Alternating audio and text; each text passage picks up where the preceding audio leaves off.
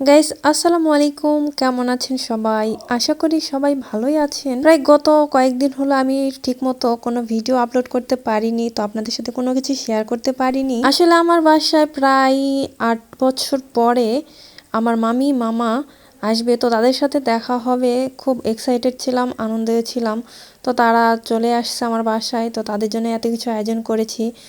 তো এটা আমার বড় মামা, এটা মামাতো বোন, এটা আমার মামি। তারা সবাই টেবিলে বসে পড়ছে খাওয়ার জন্য। তো এদিকে আমি পিঠাপুলিরও আয়োজন করেছিলাম।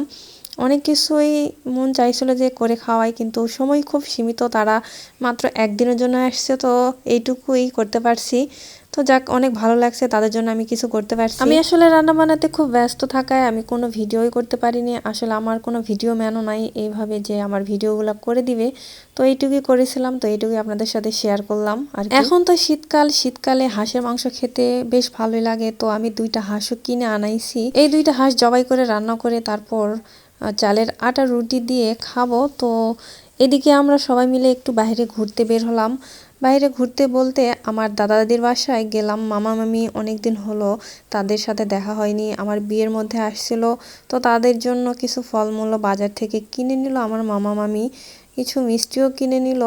তো দাদা দাদি বয়স হয়ে গেছে, তারা অসুস্থ। তো আমাকে বলতেছে চলো এই ফাঁকে দেখা করে আসি। এই বলে কিছু তাদের জন্য নিয়ে তারপরে আমার দাদি বাসায় চলে গেল। এটা আমার দাদা। দাদা খুব অসুস্থ মানুষ, তিনি বয়স হয়ে গেছে তার। এই তো এখানেই আমার মামা মামি, মামাতো বোন, মামাতো ভাই, আমি, আমার ভাইয়ের বউ আসছিলাম। আসার পরে দাদা দাদির সাথে দেখা করে আবার এই রাতেই রওনা হয়ে গেলাম আমার বাসার উদ্দেশ্যে, কারণ এই রাতেই মামা মামিরা চলে যাবে ঢাকাতে।